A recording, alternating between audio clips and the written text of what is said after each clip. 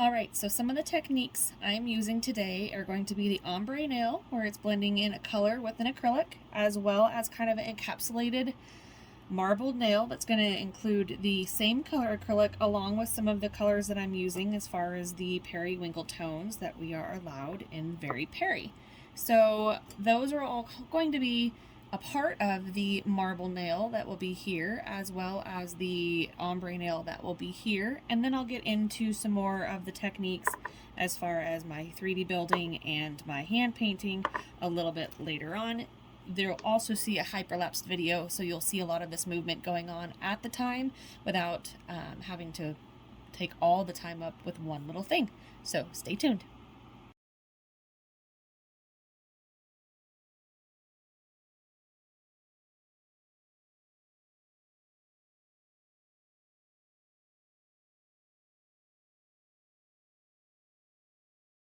Okay, so you just saw me there kind of do a little bit of a ombre as well as a starting of the marble here. I overlaid it with a little bit of the C&D's clear. Right now I'm going in with a little bit of the beckoning begonia, the gummy, and the lilac longing, and we're going to just add in a little bit more of that dimension for the marbling across the nail. There will be other color up on top, so right now this is just for the tip area coming down below, and then I'm grabbing onto a little bit of this is an alcohol and an acetone combo, and I'm going in and just smoothing out the line and giving it a little bit of texture and variation versus it being straight across. And of course we are going to have it cured, little spot curing here, and taking care of that.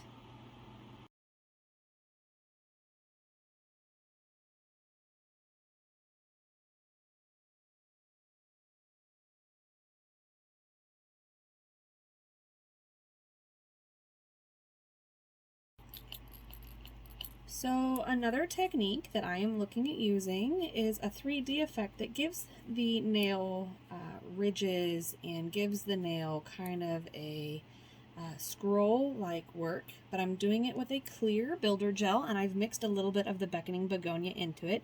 So I'm wanting to give it a bit of a swooping, almost unicorn nail effect that gives some shape, gives some dimension to it, so that it has a flowing, cascading feel to it, almost like those shell nails, without necessarily having a super thick, detailed, ridged nail.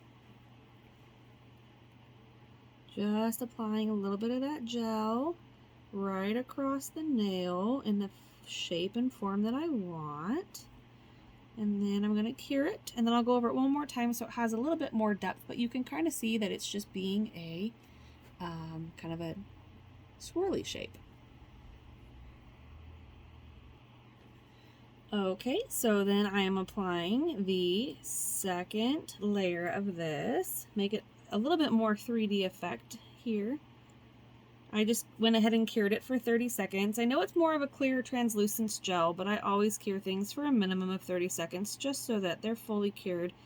And anything that happens to have more of a saturation of color or a denser, more dark color, I will always cure for at least 60 seconds to maybe 90 seconds, just to be sure that it cures all the way through and I don't run the risk of getting any bubbles or under-cured spots in it. So there's that. It's kind of got this leafy style viney kind of feel to it. It's going to have some stones and things in it with a little 3D 4D flower right there that kind of ties it all in, but that is more of kind of a fun sculpted style now.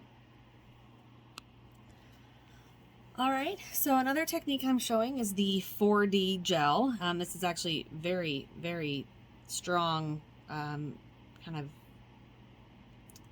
buildable gel, and I'll be building my flowers out of this, and I'm using it clear because I want it to be very light and translucent, kind of like the actual petals on a flower. And then I'm going to go in and detail that in with some hand-done petaling or detailing with the color, but I'm going to apply it right to the nail and then shape it on the nail as it goes. Pretty self-explanatory, but it does take a little bit of care and forgiveness. I like to use the little silicone tools to kind of shape and mold them as well. So that is what I'm doing. The less you touch it, the better the petal's going to be. I like to add a little bit of dimension in there, so little striations across the top, so it gives it a bit more of a petal feel. But all in all, I'm going to do this 5 more times and then I'll have the flower. And you'll see that in the hyperlapse video part, so I don't waste anybody's time.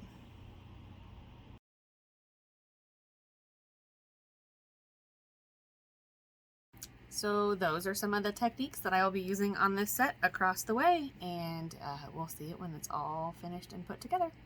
Thanks, guys.